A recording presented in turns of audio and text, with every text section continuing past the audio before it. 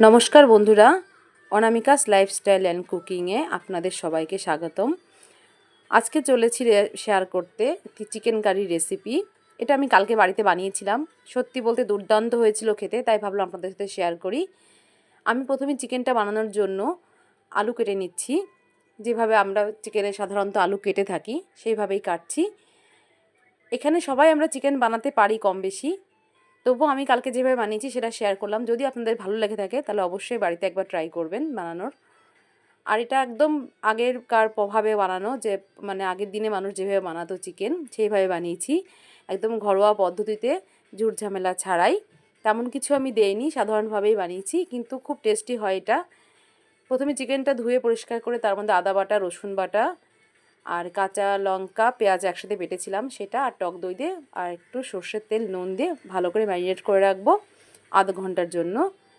এই টক দইটা দেওয়ার জন্য চিকেনটা ভালো সফট হবে এবং একটু টক টক ভাবও আসে, সুন্দর লাগে খেতে। এখন আমি শিলে করব, যেটা জিরেটা বেটে নেব, কারণ এই শিলে জিরে বাটার একটা টেস্ট আলাদা। জিরের গুঁড়োটাও ইউজ করা যায়, কিন্তু সেটা অতটা টেস্ট হয় না। ওই যে বললাম আমি আগের দিনের মতো বানাবো, আগেকার তো আর মিক্স ছিল না, তখন সবাই শিলে বেটে দিত। আমিও তাই আজকে সেই শিলে বেটেই করলাম। শিলে বাটাতে রান্নার টেস্ট অনেক বেশি বেড়ে যায় আর খেতেও খুবই ভালো হয়।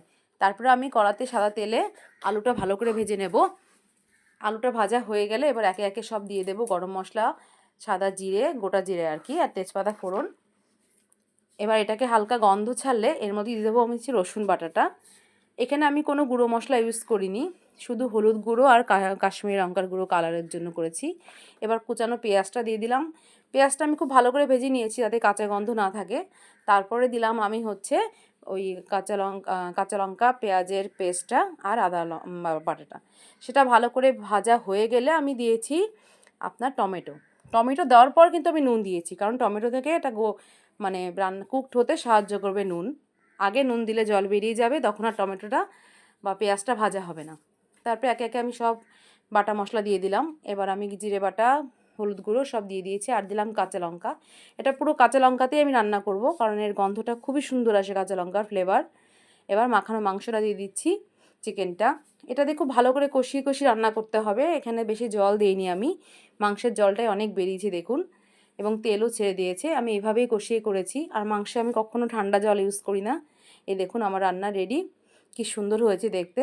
এটা শুধু একটু গরম গরম সাদা ভাত, সাথে দুটো পেঁয়াজ আর চিকেন, ব্যাস, আর কিচ্ছু লাগবে না খেতে। এত টেস্টি একটা রেসিপি, অবশ্যই বাড়িতে ট্রাই করবেন। দেখুন কতটা লোভনীয় হয়েছে দেখতে, ঝাল ঝাল লাল লাল চিকেন, কোনো মানে শুকনো লঙ্কার গুঁড়ো ছাড়াই।